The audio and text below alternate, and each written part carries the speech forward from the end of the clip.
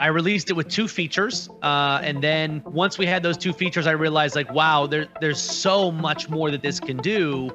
And then I started just adding one at a time. And, our sort of secret to the build the whole time was pre-selling the next feature set to a new audience and building like an entire training mechanism behind that new thing that we were going to add. Welcome to the Paid to Create podcast, where we dig into the secret strategies of successful creators making a lucrative living. So sit back, relax, and enjoy the show. I just have to tell you about Kartra, the marketing platform that has seriously transformed my business. You know how running a business can be insanely time consuming, right? Well, Kartra has been a game changer for me. It's honestly like having an entire marketing team in my pocket. And what I love most is that it automates all the tedious daily tasks for me, from marketing to sales to even customer experience. I can't believe how much time and energy I've saved since I started using it. And get this. With Kartra, I can create websites, funnels, courses, membership sites, email campaigns, calendars, surveys, you name it. It's made managing my business so much simpler and more affordable. Honestly, I can't recommend Kartra enough. If you're curious, head to paidtocreatepodcast.com/Kartra to start your trial. Trust me, you won't regret it. Hey everyone, welcome to today's episode of Paid to Create Podcast. I'm AJ Roberts, alongside me is Sarah Jenkins. Hi. And today's guest is Travis Stephenson. Travis built an 8-figure software company, sold it last year. He now owns Weatherly, which is an education company, basically focusing on income, growth, health, and relationships. And I'm really excited, Travis, to have you here and dive into your story. You've had quite the wild ride. Yeah, thanks. So now we run a company called Wealthery. The idea of it was because I had a background in creating like income, obviously the digital marketing space, but wanted to do so in a way where I didn't have to sacrifice, my relationships. Cause I was early in my career, I got married. I wouldn't say early, I guess it was like 4 or 5 years into it, got married, and I wanted to make sure that I was able to focus on that. And so I put that as an importance. And then health has always been pretty important to me. So making sure I didn't sacrifice those things in order to achieve some sort of income status, and then eventually be left, solo without my wife and completely out of shape, and, just trying to figure out a way to do it the right way. And then I figured, man, there's not really many of that people talking about it. I wanted to make the new things that I'm doing kind of focused on that. Yeah, I love that. It's so important to weave the threads of our lives together. I think so many young entrepreneurs don't realize how intertwined it really is. And having kids myself, Sarah has kids as well. Like being a parent, being a husband, being a wife, and building a business is a whole different game. But before we kind of talk about what you're doing now, I want to back up to the software company, Chatmatic. Now, obviously that's how we met with what you were doing. But how did you get the idea for Chatmatic? And then, what was the thing that you said, okay, this is the direction I'm going to go? Because you went all in with that and built a phenomenal company.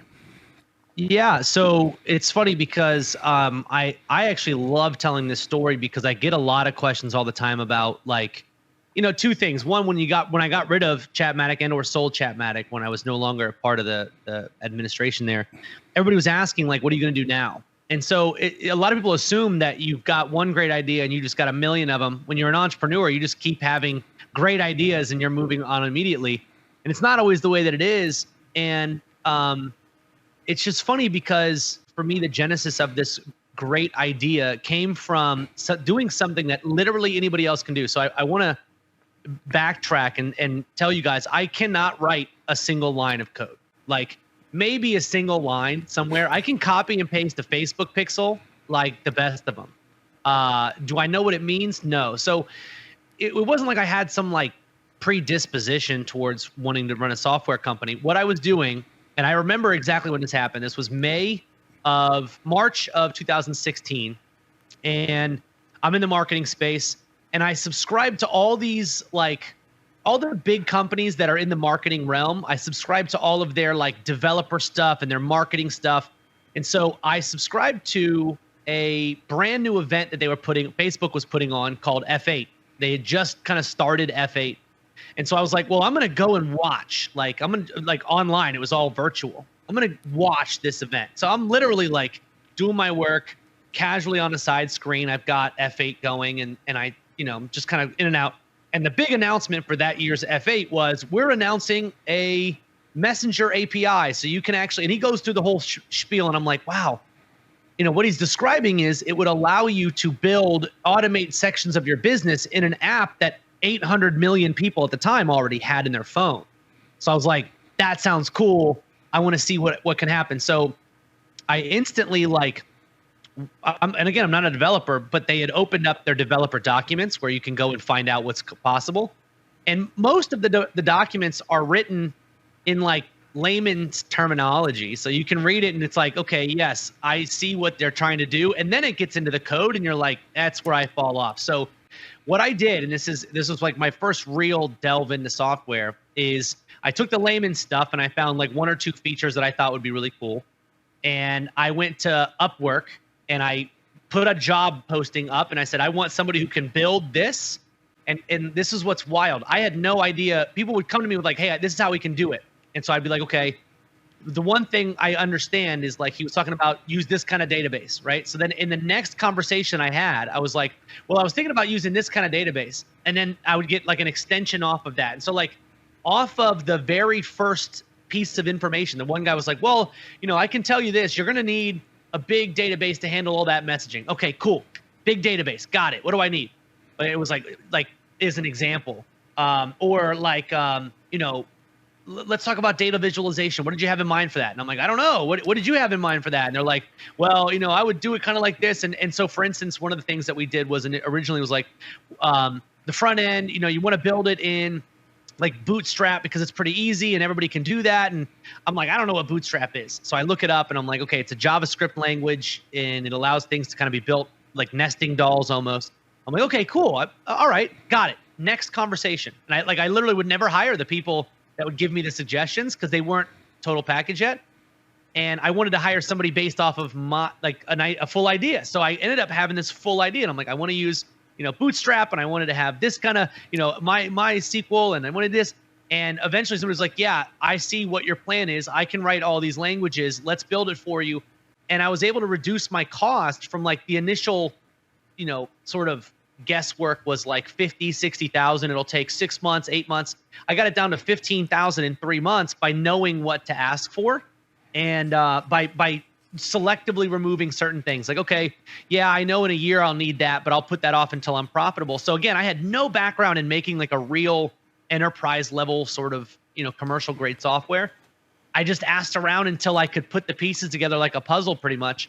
And I released it with 2 features. And then once we had those 2 features, I realized wow, there's so much more that this can do. And then I started just adding one at a time. And our sort of secret to the build the whole time was pre-selling the next feature set to a new audience and building an entire training mechanism behind that new thing that we were going to add. Oh, hey, we're adding a new drag and drop builder. That was a big undertaking. We had to bring in a whole new development team for that. So I made all of my marketing about, well, we're going to have this drag and drop builder that doesn't do X, Y, and Z and that doesn't fail. And so then more people would jump on and my existing customers would be like, this is cool. I'll stay around for that. And, obviously it's not easy because I tried to grow it without doing the, one of the people I spoke to early on who was in the software space was like, look, the biggest mistake you can make if you are trying to grow this is giving lifetime deals, doing anything that's be the first 1,000 people in and you get it for life. We know nothing about that. We would never. Yeah, exactly. It's so you do that, and then what ends up happening, obviously for us, what I wanted to try to avoid, and we did it a little to my internal list, but I knew I could expand out from that. We took about 50 people at 1,000 to start, and then I ended up kind of getting beaten up a little bit because I had to change that deal in about 2 years.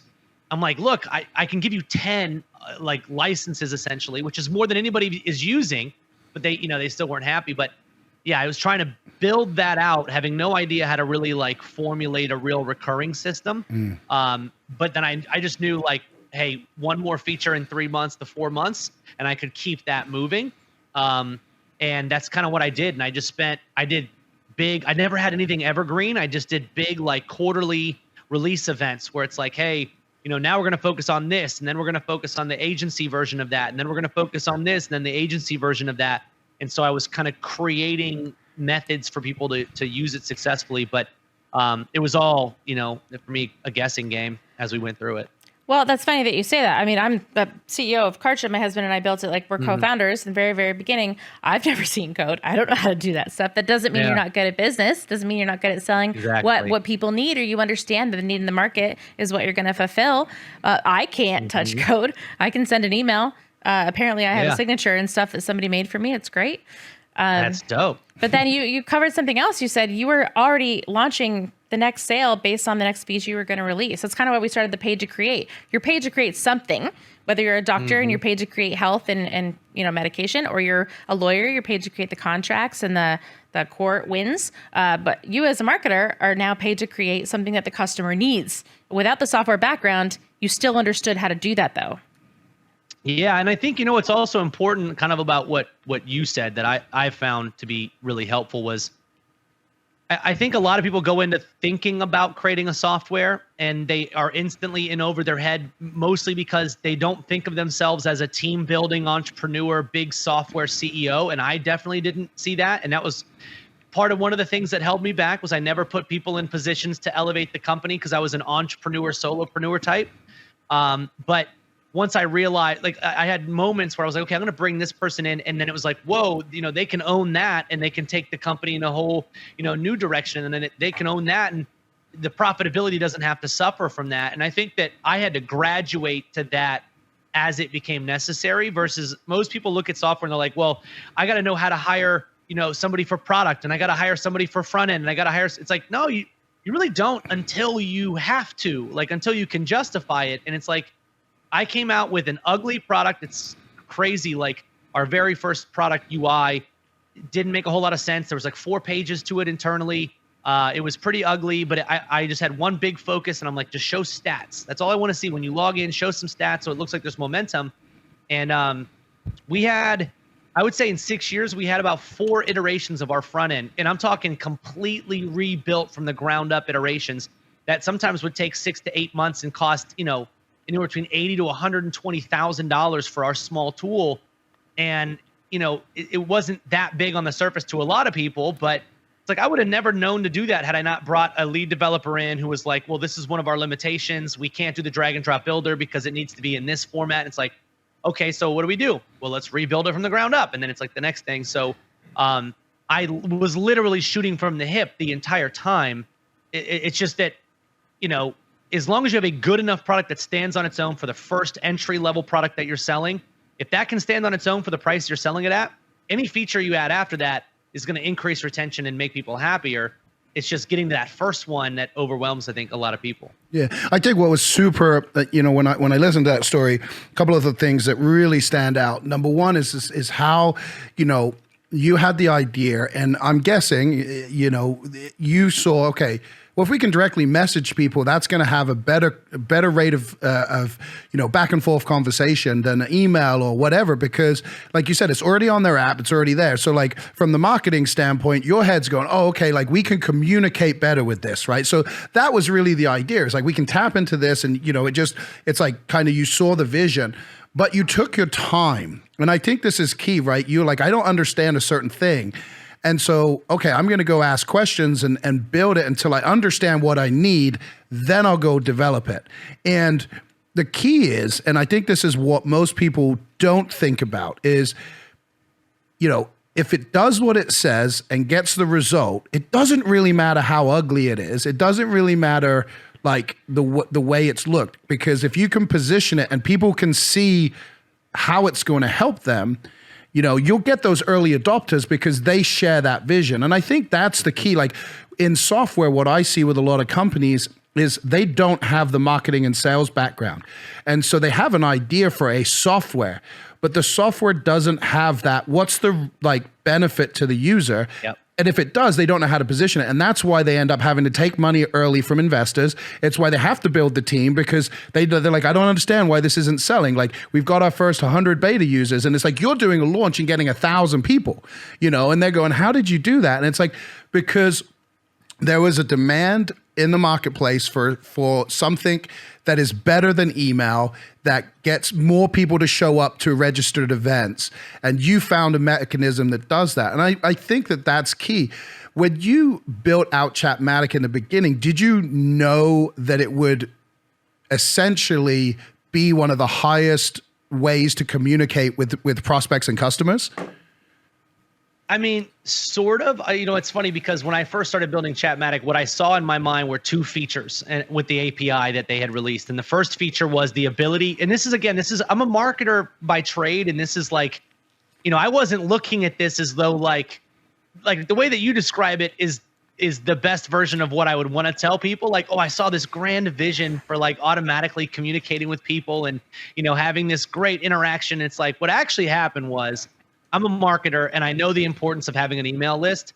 And I saw, as I'm reading the documentations, two features stood out to me. And the first feature was something called comment replies, where if somebody comments on a post or an ad of yours on Facebook, you can automatically message them with a message. So I thought, well, the marketer in me knows that I can run an ad on Facebook directly for comments that's going to get comments.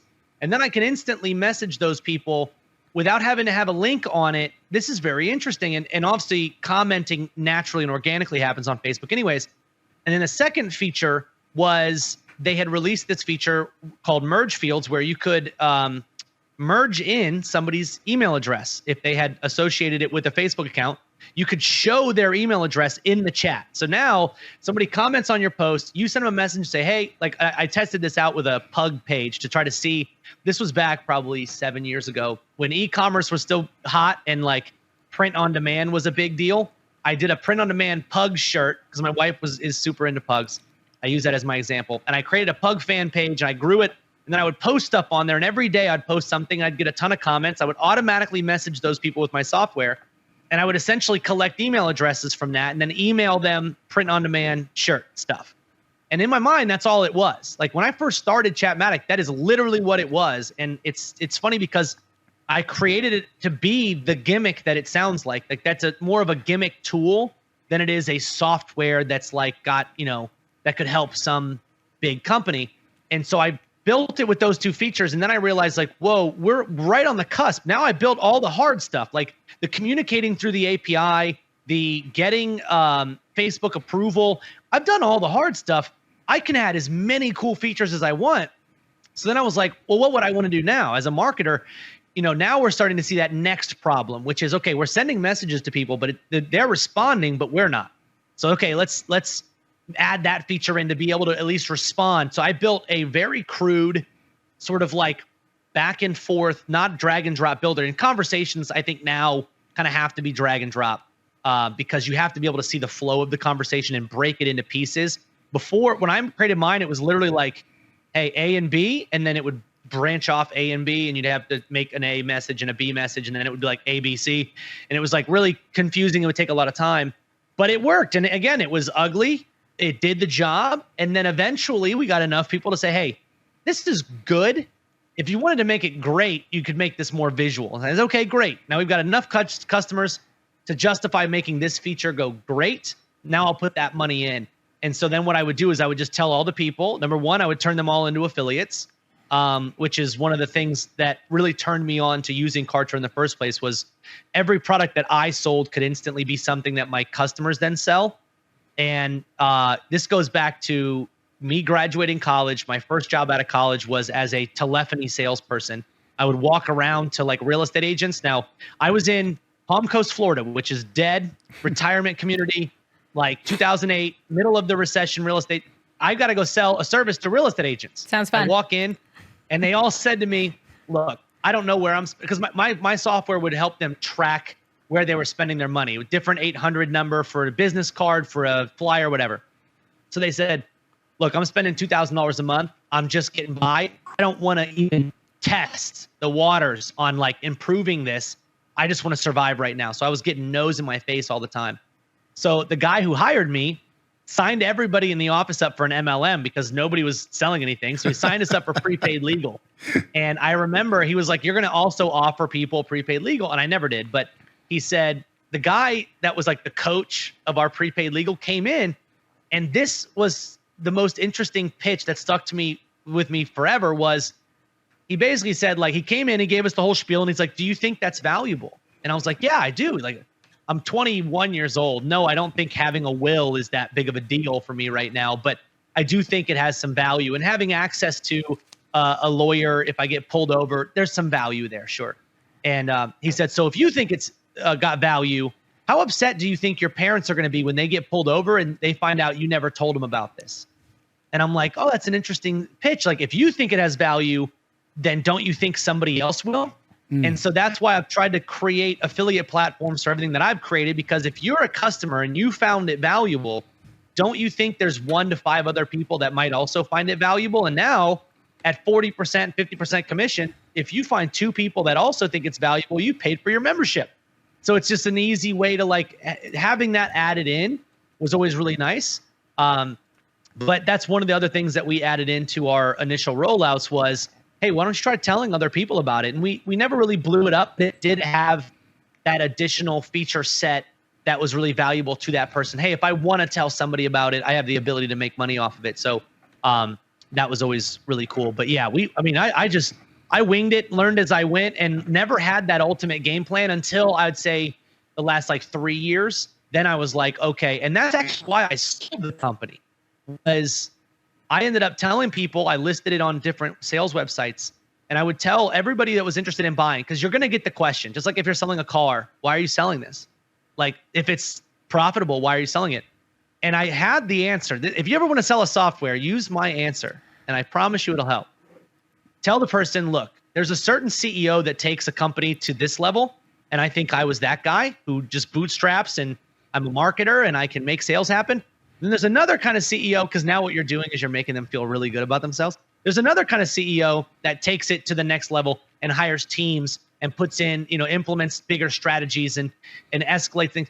I'm not that person. And I know the software can go somewhere if that person comes in. And so instantly everybody was like, well, I think I'm that person, so I should come in. And I'm just being honest with them. I wasn't lying to them, but I did, like, that was the reason that I kind of moved on from it. Was I don't think what I enjoy doing, that's not what I didn't want to be that person to take it where it needed to go. It's so funny. We had that with my late husband and co-founder, Andy Jenkins. He took it to a certain level and he couldn't really grow or manage a certain amount of people to get to that next level of software. And I was like, I could totally do it. Right. So I'm actively doing it, but then there will be another level where I'm like, I'm out of my depth here. Yeah. Yeah. And it's funny because I look at, like, I find that women a lot of time, like my wife would make a great CEO because organizational skills, ability to handle pressure and stress in a certain, but like, I almost look at it, a lot of women like don't look at the pressure and stress as stress the same way that I do. I look at it and I'm like, man, this is stressful. And it's more like, no, we can just put this in place and this in place. And then that happens. I'm looking at, like, this is stressful because it's going to take this much time. And my wife, for instance, looks at it and says, it's not stressful because we have a game plan.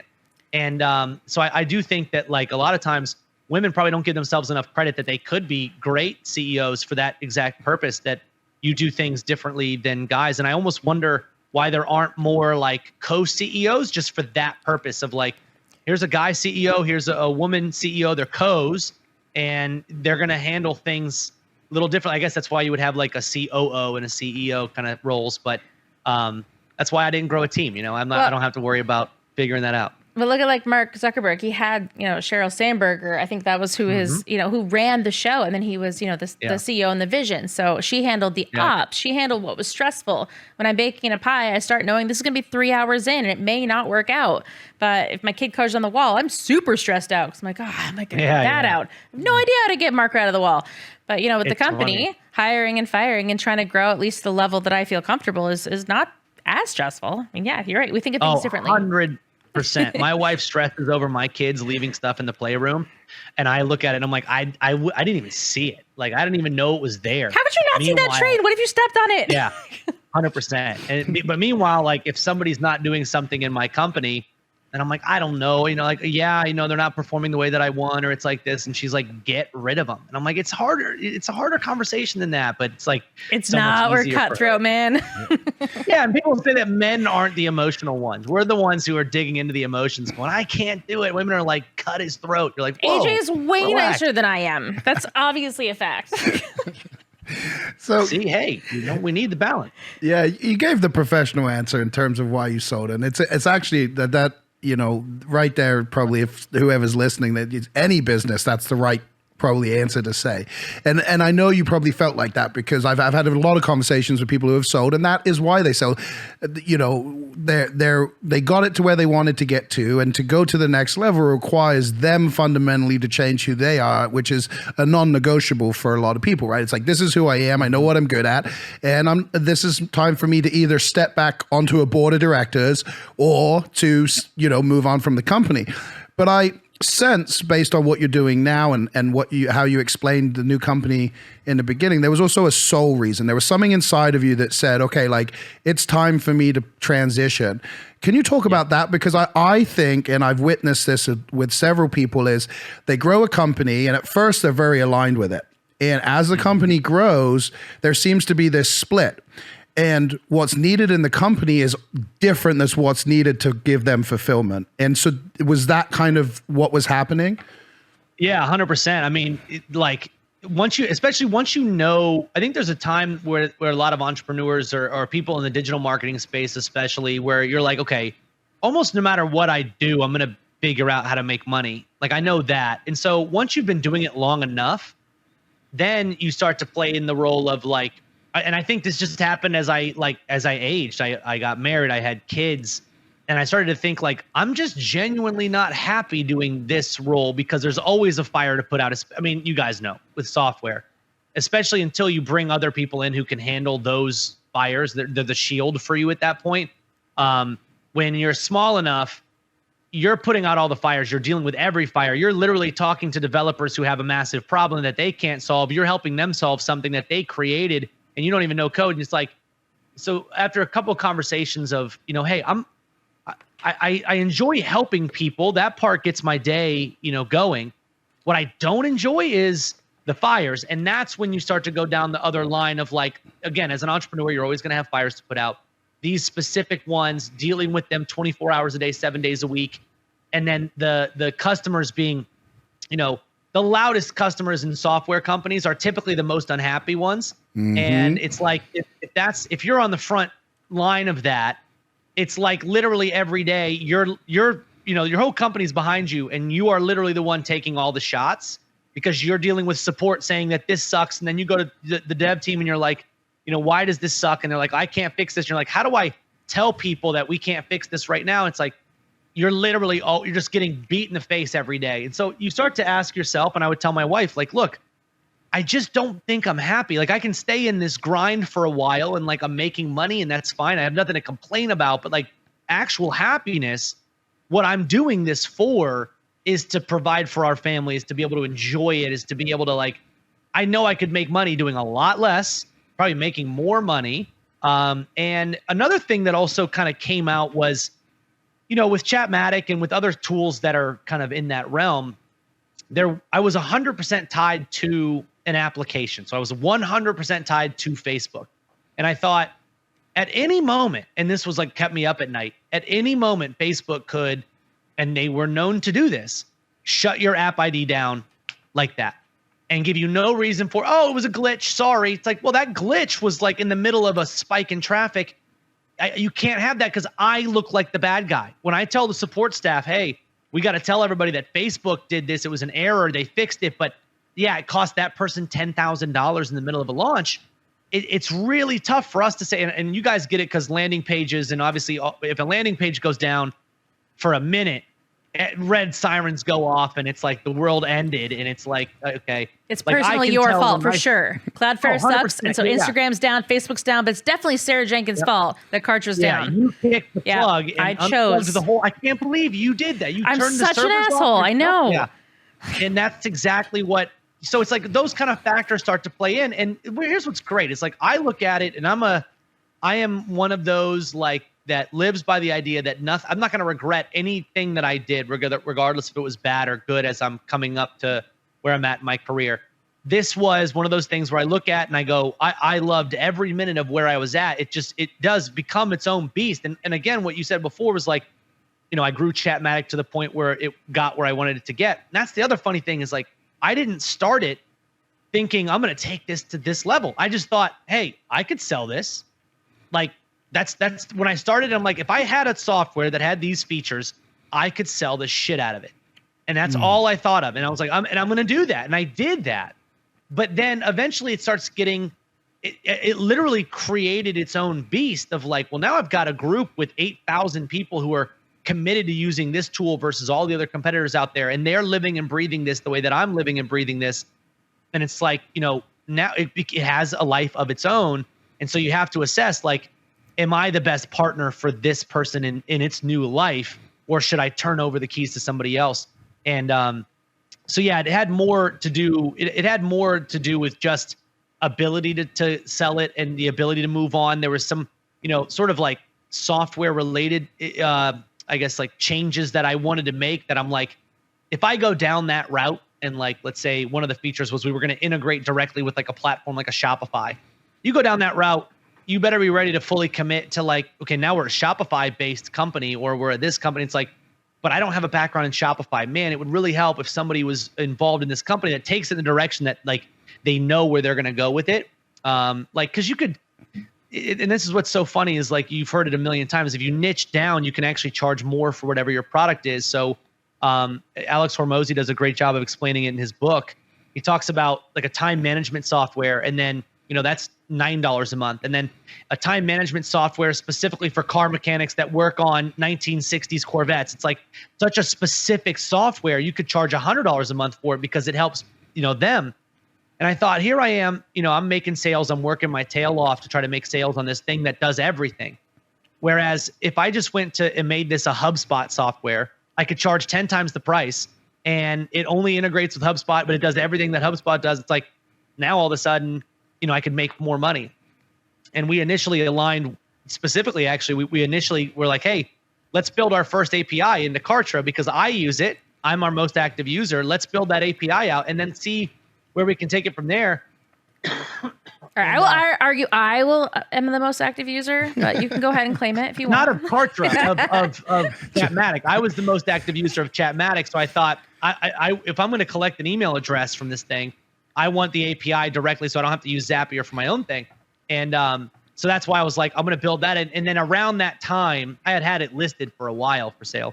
And it was around that time that the actual deal came in. So we were like, all right, let's put those things on hold and let them take it the direction they want. But yeah, definitely other means. And I do think that your North Star, so to speak, of like what you want to do and what's fun. Like if you ask yourself every day for a month, am I having a good time? It's actually going back. One of the lessons I learned was from a book called The 5 Love Languages. And they talk about ask your spouse once in a while, how's your love tank, right? Well, I apply that to other areas of my life. So it's like, if I feel like I've not been going to the gym, it's like, okay, so how's my fitness level? How's my tank at? If it's normally at a 10 on a good level, if I'm at a 2, I got to step that up. And that's actually, that idea is what sort of, fathered the idea of Wealthery. And same thing with relationships. So you do the same thing with your spouse. You say, hey, how's your love tank? Because if it's not, above a 7, I'm kind of slacking. Well, it was the same thing with happiness level at work. It's like, how's your happiness on a day-to-day basis? Because what you do and where you put your energy and your focus, whether it's making you money or not, doesn't always dictate, is it making me happy? So I found that I was at like this level of a 2 and I was at this 3 for like months straight. And it wasn't because things were going in a bad direction. It just wasn't what I wanted to do. And I'm like, man, there's no reason I should be unhappy and have this tool. Like somebody else could be really happy doing it. And so I think all those factors aside, I was just like, hey, let's just see if there's any interest in somebody actually buying this thing. And I did have a decent amount of interest from multiple parties and ended up settling on this guy, Neil, who runs it now. Awesome. So obviously the journey was 2016 is when you launched. 2016 was when I got the idea. December of 2016, I launched, and then I started taking it from there. So, essentially 6 years you worked on Chatmatic, building it, getting it to the point to sell. Yep. What were some of the biggest struggles and lessons you learned over that time? Because knowing software, I know there's a lot of hurdles, but also being a marketer and combining those words becomes fun. There's lots of things that I've experienced, but I'd love to hear what your experience was over those 6 years and some of the biggest lessons you took away, moving into the new business that you're going to do differently. Yeah. I learned so much about formulating a good marketing strategy from the standpoint of, if you when I look at it now, I'm like, I can't believe I made any money because I was marketing a tool that didn't have as many features. And I leveraged this to a lot of people as well to tell them, wow, look at what you can do. Cause I'm competing in a space with a 900-pound gorilla, which was ManyChat at the time. They had $25 million in funding and they had access to the API 2 years before I did. I had no funding and got access to the API the day he announced it. So I'm fighting this massive uphill battle. Then you've got other applications out there coming out of the woodworks from Y Combinator and all these other places. And it's like, they all had something that I couldn't, which was a free trial until you used it to the point where you now had to pay for it. I'm like, I can't float that. I can't give everybody free access to the tool. I got to pre-sell it. I got to do this. And so definitely one thing that I learned was that there's always a way to position your platform, even in an industry that is completely inundated. And again, ManyChat, for instance, they had over 1 million users. And there was a pretty interesting stat that only about 7 million pages at the time were even using Messenger. So like 1/4 of all of the people that were using the system in general were using my competitor. Wow. So it's like, it wasn't like there was a whole disparity, like, oh, there's a bunch of tools out there they can pick and choose. It was like, no, pretty much everybody's using that one because it's completely free. And every YouTube video, it actually became the Band-Aid for Messenger. Like if you said, do you have a bot? You would say, do you have a ManyChat? Was what people were ended up saying, was like, oh yeah, do you have a ManyChat? And it's like, no, I have a Chatmatic. Like, no, I have a different one. But that was one big thing that I learned is like, even when you face like the 900-pound gorilla with all the funding, with everything else, I would literally tell people like, it's crazy that I'm actually able to sell this thing because I looked at what they did and I said, they have a really complicated mess of settings that you have to go through to like even figure it out. All I want is for it to be easy. So we're actually going to remove features that ManyChat thinks, oh, we're so cool, you can integrate your Stripe. And I'm like, I'm a really active Messenger user and I never take credit cards in Messenger. I'm not even going to worry about adding Stripe. And like things like that, I would just say, I'm going to take that out because that's not what most people need. It's just a small, group of it. But it's like you can get lost in those settings when you go in there as a normal marketer. So we just flipped the script. Instead of saying, oh, we're going to compete with them, one big lesson that I took out, and sadly, it was probably 3 years into our development. One of the big lessons I took out was you can look at your competition, but don't look at them and say, hey, they did this, we've got to do this. You're going to get a lot of customers who say, hey, so-and-so added this, can you do that? But to look at it and say, well, no, because, Jim over there got a really nice haircut. It doesn't mean that I'm getting his haircut. It's the same kind of idea. So-and-so went vegan. I still eat steak. So it's like, you have to have your own individual identity and stand by that. And definitely to put a little bit of a mark in your mind ahead of time of like, where do I want this to go? And not be, I can't be them because they're $25 million in funding. So what can I be?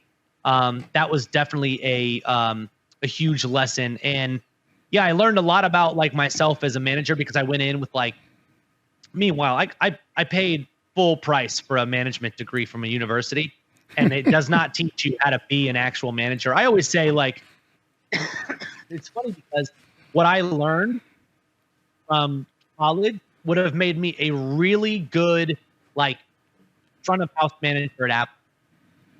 Like that's about where I could have gone. Maybe I could have managed a Staples. I think like something like that. I could have, but I never would have been able to like run my own business based off of that information. Like it didn't set me up at all. But I I learned a lot about myself in terms of that. Like, am I good at this? Am I bad at that? You know, what do I need to fix, work on? And I also, I thought it was really funny that like, I see a lot of people in the SaaS space, especially, they get hooked on all these. They're like, I don't know. They're like, you know, Silicon Valley junkie information guys where it's like they start, and I'm not knocking this because I have a cold plunge. It's like every SaaS CEO plunge first thing in the morning, and then you got to read 8 minutes of David Goggins, and then you got to take notes and look at this book that I'm highlighting every paragraph in it. And but like you got to go to this event, and you got to sit front row, and you got to join this mastermind. And it's like, I literally didn't do any of those things. And I love cold plunging. Don't get me wrong, but for a different reason. It's not for like, this is going to make me the best business person ever. It's like, yeah, it's a challenging thing that I'm going to do that's good for my body. But you can do great things without having to follow the exact mold that everybody else is following. There's some cool things that you can definitely take from other people who are, you know, really good at what they do. But I think a lot of people fall into the trap of like, I'm just going to do what he does, or I'm going to do what she does. And it's like, you got to figure out what's my role, what makes me happy, what am I going to enjoy doing? Because you get like a 4x lift in your productivity. And a great example of that is this. I transitioned into my new company in essentially, I launched that new company June of last year. August of last year, we finalized my deal with Chatmatic, where I was essentially no longer a part of that. And since then, the $1 million threshold is a pretty big one for a lot of people. It took me about 2 years to get over $1 million with Chatmatic, and then we started to scale. It took me 9 months to get $1 million with my new company. But it's not because what I'm doing now is so much better. I sell something now for $97. It's, you know, it's a different ball game, but I'm doing what I enjoy. And I think that gives you that, like, people can see that who buy my product. It's a lot easier to create marketing material and business plans and things when you enjoy what you do and you feel like this is my place, versus like, I'm kind of out of my depth, where you're always reacting versus, you know, being proactive. So that was a big thing that I took into what I'm doing now, is like, all right, make sure it's in the space that you feel like is your space, not like I'm trying to read every David Goggins quote and read these SaaS books, and I got to watch these SaaS podcasts and like do what every like tattoo SaaS on my back and like all these crazy things that these people want to do. Like, it's just, it's amazing. But yeah, I just kind of focused now on my own realm. And, you know, it's one of the reasons I'm not diving into AI and diving into every other opportunity that's coming out. I love them. And like, you know, I've chatted with you for a second about like AI and some of the tools that are out there. I think they're amazing, and I know about them, and I delve into them. But as a marketer, it can oftentimes, like, everybody just says like, hey, that's a new hot thing. I'm going to make as much money off that new hot thing as I possibly can. But that's not my zone yet. So I'm, you know, figuring that out, stay in that good zone of creativity. Well, I think you developed your own sense of style, your own sense of self. When you talk about the cold plunge, I would rather, my husband, Ricky's like, let's do the cold plunge. I was like, I will divorce you if you throw me in that pool. Like, there is no way I'm getting in the cold water. That is uncomfortable. It is terrible. However, he thinks he should do that for his health. So we're going to allow that in our relationship, and I don't have to be part of it. You did the Chatmatics thing, and you decided, first of all, to have an affiliate base so someone could promote what they believe in that you're doing, which was smart. But also, you saw the need in the market. The pattern interrupt of having a marketing message in front of you when you're doing your social thing is extraordinarily powerful. And back then it was unheard of. So when you've got your business emails, you delete and sort, you get your Facebook and it's your friends, but then you get this message and you're like, oh, so you're more open to it because the pattern interrupts. So you had that edge on what you knew that people wanted. And if you were vegan, then that's where your audience would want to hear from you, because you'd be passionate about being vegan. But so that's, you said you're doing things, you're not going to follow the crowd. You're not going to do what everyone else is doing, because you have your individual selling model that works for your voice and what you believe in. And so some people can be awesome employees. They go to school and they're really great at doing sales, or really good at banking or ops or whatever, but because they don't have the entrepreneur spirit that won't allow you to be a good salesman. It won't allow you to be a good operating employee. There are certain skills that you have other people don't have, and you've learned to utilize those in the moment. That's most important. Yeah, and I think like it's a great point that a lot of people probably need to consider more. And like, I tell a lot of my employees, like, look, you don't necessarily want to be the CEO, the head of this company, because I try to like make it very visual. Like, hey, when you leave the office, you get to be done, and your stress level is now done. And if I text you, it's usually not about anything super urgent. And like when you know, in the morning when you wake up, you don't have to check on any red alarm fires. And I'm like, hey, that's not bad. And when you take your vacation, you literally, your mind gets to check out. And I can't tell you how relaxing that must be. Whereas if you were in my situation, there is a positive side to it, obviously, but like realize you don't see 90% of the negative stuff, because I shield you from that as being where I'm at. So, you know, take that as a positive thing, and you know, you'll know if you're meant to do something like this, because you'll start to feel like you want more of that. You want more of that. You thrive in those areas. And as somebody who's like a manager to other people, I could tell them ahead of time, like, look, you don't thrive in that arena. You could be a great CEO of a specific thing, but not of a business like this. So yeah, I think identifying what you do and what kind of makes you enjoy your time is huge. And so many times we get caught up in like, well, I'm doing this because I was taught to do it this way. And, you know, especially now, like I came into marketing probably about almost 14 years ago, and things have changed dramatically since then. The frameworks that we use, the copywriting, like, so there's just, you know, you can learn something and then a year later it be completely different. And I mean, look at, you know, the evolution of Reels, for instance. Like almost every ad that we run that does really well is a Reels style ad. And it's like a year and a half ago that didn't even exist. So your whole marketing game plan can change. But, you know, being adaptive to that and figuring out, okay, I don't like doing it this new way, but this is the way that it's supposed to go. I'm going to shift and do this other thing, which I do like doing. So being open to that, I think, is huge. Most people buy a course and they don't think about how they want it to translate to them. They just do what they're told. And I have actually had a tough time because I teach that way. I am not going to tell you exactly what to do. I am going to give you the power to do this in the way that you're supposed to do it, which is a more difficult way to teach people. But it's like teaching somebody to walk versus just holding them up. Yeah. They need to go through that muscle memory practice. But yeah, it's definitely a lot. I learned a ton through that 6-year process, and definitely came out the other side better, and developed some great relationships. I still want to get into SaaS. Like I'll still have software, but now it's going to be more direct application based. So we're developing one that does a very specific set of features. Not like I'm going to develop another tool that does everything that's possible with this potential thing. It's not going to be tied to any, approval based APIs that are one company can say you can or you can't do this. Like we lost Chatmatic for I want to say we lost it for 46 days because the craziest story, somebody made me the admin of their Facebook page and they were selling watches. Oh man. And Facebook, because they wanted me to make a bot for them. They made me the admin of this page. They were selling watches. They were selling a lot of them. They were drop shipping them. Well, their page got a lot of negative reviews because of shipping time. Facebook reviewed their page and said, these guys are spamming people. They're scamming people. From what I could tell, they weren't necessarily, but maybe they were. They literally disabled our personal Facebook accounts. Everybody who was an admin, all their personal Facebook accounts got disabled.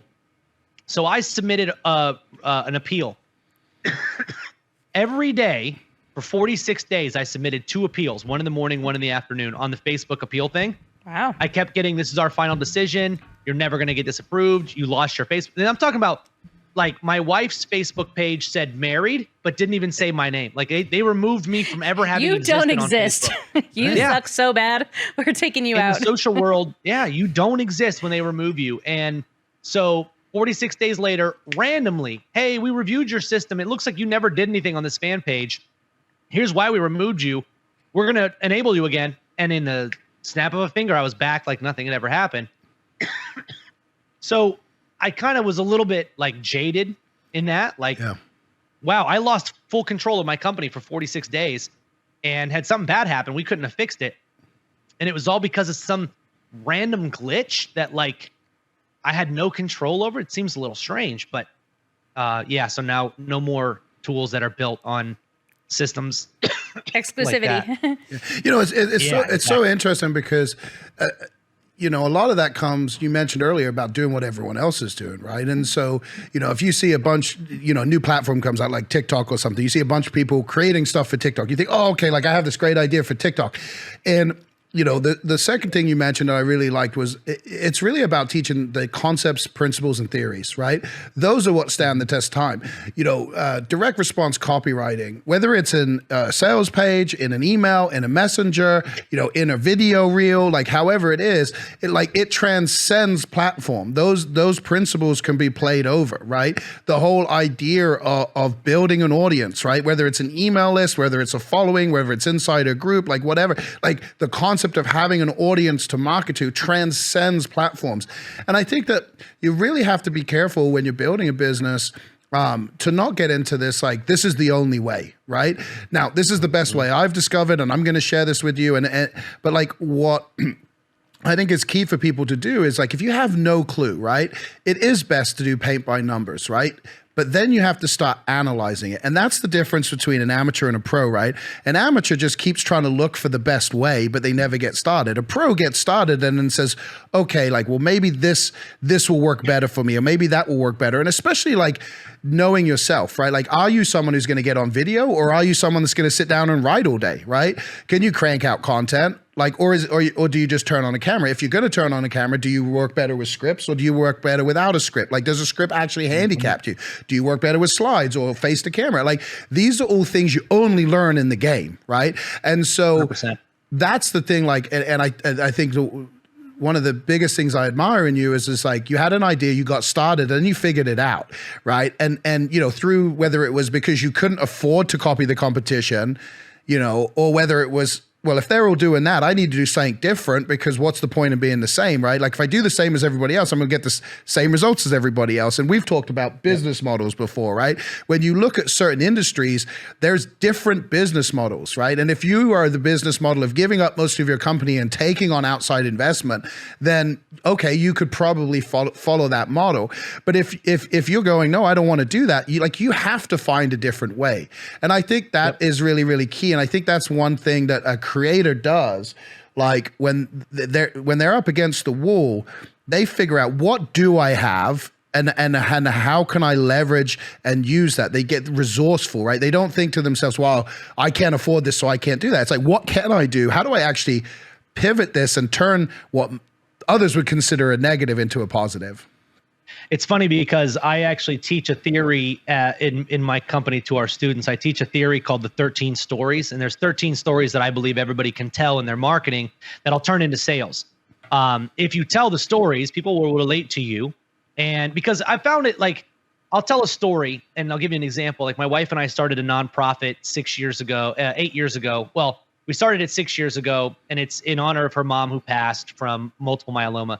We started this nonprofit where we will donate all 10% of our money every year goes to this nonprofit. We don't raise money for it, and we don't like look for outside money. We just take whatever money we can give, and instead of giving it to taxes or giving it to a nonprofit where we don't know it's going to somebody's salary, if it's going to this person, we pay directly for people's cancer treatment when they go outside of Western medicine, because insurance doesn't cover it. So I go through and I tell that story. So one of the stories that we talk about is called a charity story. What's funny about it is, when I tell my story, that story, it makes people understand, okay, he's a real person. They can endear to me. But everybody responds the same way. I lost this person to cancer. What you said really resonates. Wow, it's great that you did this. I also like to donate to those causes. That one story gets 100 people, 1,000 people, 100,000 people to go, I'm like this person in this exact way, right? Like the one story. And when you tell those stories, everybody relates to you. In these 13 stories, you're going to get everybody essentially to relate to you if you tell all 13 stories. And one of them is a resourcefulness story of, like, you in your marketing, in an email or in an ad, you tell a story about how you created something big without having a lot big in your favor. Like, you know, you use your resources that you had, and people can say, you know, there was a time that I didn't have much, or maybe I don't have much now, and I can take it there. But what's funny about all the stories that I teach is I tell people from the beginning, if you tell my story, it ain't going to work. If you tell my charity story, it ain't going to work, because it's my story and it means something to me, and it's my wife and it was her mom that we're doing. It's like, That story makes no sense. If Jim next door tells my story to his people, they're not going to care. So I tell people that all the time. It's like, you have 13, everybody has these 13 stories. You tell them, and you went from nobody cares about me, nobody knows about me, to, well, now there's all these people, 10 people with every single story resonate with me. Now I've got 130 people who feel like they know me and are just like me. And in fact, we're all human, so we all are pretty much similar. Like, you know, you guys probably donate to causes that are similar to I do. And then, like, I know, for instance, your background was in powerlifting. I went to a powerlifting gym when I very first started CrossFit, so I know about that space. I could tell a story in my marketing about the first time that I walked into a powerlifting gym, being 200 pounds and 18% body fat, and I was working out next to a guy, Brandon Lilly, deadlifting 900 pounds, and you get overwhelmed, and you think, whoa, you know, and somehow that story plays into my marketing, but somebody like you is going to see that and read that whole story because you're like, he's got to be talking to me. But if I don't tell that story and I only tell one version of it, like, hey, you know, I did this and it's completely unrelated to you because, you know, this particular story doesn't matter to you as much, then you're not going to resonate with me. You're not going to follow me as much anymore. And that's why it's like, again, what you said, like, it's the whole saying, like, different strokes for different folks. It's like every golfer has a different swing. If you all try to be Tiger Woods' swing, it's not going to work the same for you as it did for Tiger. And I think that knowing that also takes a lot of stress off. Like, if you look at it and you go, I have to do it my way because that is the only way it'll work. If I do copy what he does, if I take his exact ad and I replicate it and I tell his story, it's not going to work for me. That's so relieving knowing what's not going to work that I get to focus on what is going to work. Don't tell Travis a story. Got it. Yep. No, I love story. Just don't tell mine. Yeah. I think the other part of that, I always say this when I work with fitness trainers, it's like there's this unconscious communication too. And if you are telling a story that isn't true, that you don't actually have a deep connection with, like, the other person sees through it. And so I always, you know, I'd say to, like, you know, male trainers, like, you know, who do you want to work with? And they'd say, pregnant women. And I'm like, how do you think a pregnant woman is going to respond when you're telling her, you just got to follow your diet, you just got to do this, you got to do that? Like, you don't have that experience. You've never gone through that. So there's always going to be skepticism and doubt, which is always going to result in them not following the plan because in the back of their mind, they don't truly buy in. Do you ever try to take a pregnant woman's cake? Don't ever do that. Yeah. That's a huge mistake. So Bad move. That's the key. And I think the thing with stories is what you end up getting is an audience of people who are where you have been. So you can be the lighthouse, you can be the guide, you can be the mentor because you've actually walked a similar path to them. Yeah. And what you do is you show them, hey, I'm just a person like you. I've gone through what you've gone through. Here's what I did. And it gives them the hope and they resonate better because they say, you know, I am like this person. Therefore, my characteristics, my behavior, my habits are very similar. And if this person can do it, then so can I. And all you're doing is showing them that, like, you know, there is a way for them to move forward. And I think that there's so much more power in that than you know, traditional advertising, whatever, where they try to be generic, they try to do this, and it just kind of falls to the wayside because now we live in a world where you literally can connect with any odd niche or, like, you know, favorite thing. And it's like, my wife, she loves to do crochet. And, you know, there's like a whole group of crochet people in San Diego. And they do this like crochet drive where they go to like sheep farm and goat farm and llama farms. And these farms set up and it's one day and they have like this, it's almost like a scavenger hunt. But at each stop, the people are selling, you know, the wool and whatnot. But it's like, I'm like, where and like, how weird that this is a thing. Yeah. But like, because it is, like, there's no longer the same distance between people there used to be.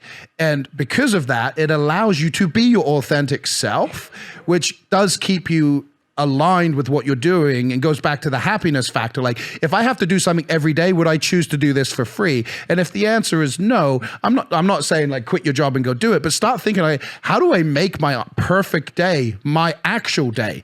Because at the end of the day, we live in a time that you can do that. And there is evidence for people like you, people like us, like, you know, all sorts of people that you go, wow, that's really crazy. Like, I mean, look at Mr. Beast. He literally gives millions of dollars away a year and somehow just keeps making more money. Like, it's fascinating, but it's possible. You can just reverse engineer what you want. And I think what's funny about what you were saying just there about, you know, if you've not been in their shoes, I tell people this all the time from a marketing perspective, because I teach affiliate marketing, and a lot of affiliate marketers, they want to use the lazy way, which is, hey, you should go check this thing out. Right. So let's say I'm promoting Kartra and I don't use Kartra. I obviously do. If I don't use Kartra, but I look at you and I say, hey, this is exactly what it sounds like when you don't use something and you try to tell somebody. You go, hey, I don't use this thing, but you should go check it out. You'll love it. And I try to relate that to, like, what if your friend comes up to you and says, hey, what did you think about that restaurant? And you go, I hated it. Not going to spend my money there again. You should definitely go check it out. What did you think of that movie? I would never watch it again. Don't want to see it again. Hated it. You'll love it. That person's going to go, wait, what are you trying to say about me that you don't like this, but you think that I will? Right. And it's like the very subtle difference is, hey, I like this thing. You might too. That's the only difference. Like, hey, what did you think of that movie? I honestly really liked it. Guess what that person's going to do? I think I'm going to like it now too, because, you know, again, that's what happens when you have similar backgrounds to people. And so it's so much easier to sell anything you want, affiliate or your own, when it comes from a place of, hey, I did this thing, right? I did this thing. I just made it easier, or I've got some information for you that's going to help you also do this thing. Here's proof that I did that thing. If you want the outcome that I got or similar, you can check this thing out. And it's like, people massively overcomplicate that. And they think, well, I got to come up with some crazy, you know, marketing method, and I got to have this image, and it's like this. And it's like, it's so much more simple when you just say, you try to, you know, frame your message of, I did this is the results I got. And I actually, the marketing like system that I teach everybody with every kind of marketing that they use is to tell the story of beginning, end, and how. And what's really cool about those three stages is you can mix them up and they make really cool marketing messages. So it's like, you know, when I started out building Chatmatic, I had no idea what I was doing. That's my beginning. And then eventually I ended up building a company that I was able to sell. That was a multi-7-figure company, made it up to 8 figures. I was able to do that through this. Well, then you can switch those around and you can say, I was able to sell a multi-8-figure company. And when I first started out, I didn't know anything about the company, and I was able to do it doing this. You can create almost this unlimited amount of marketing messages that appeal to different people by taking the beginning of your story, the end of it, writing them out, the how you were able to do it, and then just rearranging those things. And you keep telling stories about that scenario. And as long as you're actually doing it and you're not taking the cheap road out and you're just saying this is what can be done. I mean, it'd be really hard for you guys to be like, hey, you can make really amazing funnels. We've never made one in Kartra. We've never made a funnel, but in our we know you can do it. It's different than like, hey, we built our platform off of this. Here's some great examples of people doing really great things with this. If you want similar results, you can use a similar tool. And that's where I got a lot of my affiliate commissions from you guys, is literally just telling people, hey, this is what I do. I never took and this is a testament to the platform, I guess a little bit, but I never watched a single training. I don't have that mentality. I was like, I'm gonna break this thing. If it's worth its weight in salt, I'm gonna break it, or I'm gonna figure it out. And it's like you go through and you press every tab, and you're like, okay, so what does that one do? What does that one do? Okay, this starting to make some sense. I'm sure you did both of those things, actually. I had plenty of broken pages. I'm sure I had plenty of broken pages, but I think throughout time I might have had 4 support tickets, and they were all for things that like just couldn't figure out / were things that we were asking, can we get this implemented in? But like, it's funny because a lot of people get stuck on the minutia of, you know, what, like my favorite is, well, Travis, what if I do this and then this happens? It's like, let's figure it out. Again, that's my mentality. Let's figure it out when it happens. And it actually, hilariously enough, another thing that I teach in our platform is one of the big differences I've noticed after coaching a bunch of women and a bunch of men in the same space is women like those details of like, okay, so when that happens, what am I doing after? Men are like, we're cavemen. We just bang our head into the wall and we go, okay, so that wall's not going to move. I'm going to have to walk around it. Women want to know, okay, if I walk in that direction, I'm going to bang my head. What do I do after that? Yeah. And so having it laid out for them in those different ways is always interesting, but also understanding yourself in that way. Like if you're trying to build a business, trying to grow something, understand, am I the person who needs all the details laid out ahead of time? Or am I the person that's going to go bang my head at the wall until I actually get the result that I want? But either way, having a game plan obviously is huge, but it's got to be your own thing, not somebody else's. I'm thinking of every IKEA purchase that me and my wife has done, and it's like she's like, have you read the instructions? Like, instructions? Oh, yeah, 100%. There's definitely a moment where like I should probably read the instructions. But well, it's always that part you get to the end and you got this piece and it's supposed to go in and you're like, okay, well, it's not going to go in, and then you look at the instructions. I hate that. And that was like the third step. So now you have to take it all apart. So I just told my husband the instructions were wrong. They're written poorly. That, and then when you've thrown them away and you got to move somewhere and done that. So, Sarah, any other questions? No, man, you covered so much. Yeah. Is there anything we didn't cover you wanted to cover today? No, man, I'm just glad to have the conversation. I like having elevated conversations. I don't, it's always fun. So hopefully somebody out there hears it and makes something of it, or maybe they're on the fence about starting something and they figure, you know what, I'm not supposed to have all the answers before I do it. If nothing else, they get that out of it. Yeah, I think there was a ton of value. Where can people go to learn more about what you're doing now and follow you?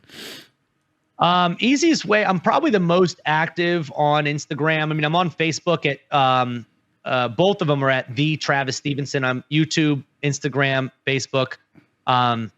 We are developing our main website, wealthery.com. So it's just wealthery.com. But yeah, you can find me on Facebook, on Instagram. Feel free to follow me on there or chat me up. I'm always kind of on and around. So I do a lot more now with my reels because I figured out that you can take really good trainings and you can cut out reels from them. I found a guy who's like really good at, I don't have to tell him the timestamps. That was my biggest issue.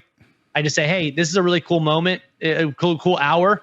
Can you get me 10 reels out of it? I pay him. And so I'm way more active on Instagram because I actually have a way of creating the content. I'm not a content guru myself, but so yeah, I'm more active on that platform. But yeah, I'm in the Kartra group. I'm in all those. So yeah. Well, guys, go give Travis a follow. Check out what he's doing. It's very, very valuable. He's a great man and he's doing some amazing things. Thanks again for listening to Paid to Create. We'll see you on the next episode. I just have to tell you about Kartra, the marketing platform that has seriously transformed my business. You know how running a business can be insanely time consuming, right? Well, Kartra has been a game changer for me. It's honestly like having an entire marketing team in my pocket. And what I love most is that it automates all the tedious daily tasks for me, from marketing to sales to even customer experience. I can't believe how much time and energy I've saved since I started using it. And get this. With Kartra, I can create websites, funnels, courses, membership sites, email campaigns, calendars, surveys, you name it. It's made managing my business so much simpler and more affordable. Honestly, I can't recommend Kartra enough. If you're curious, head to paidtocreatepodcast.com/Kartra to start your trial. Trust me, you won't regret it.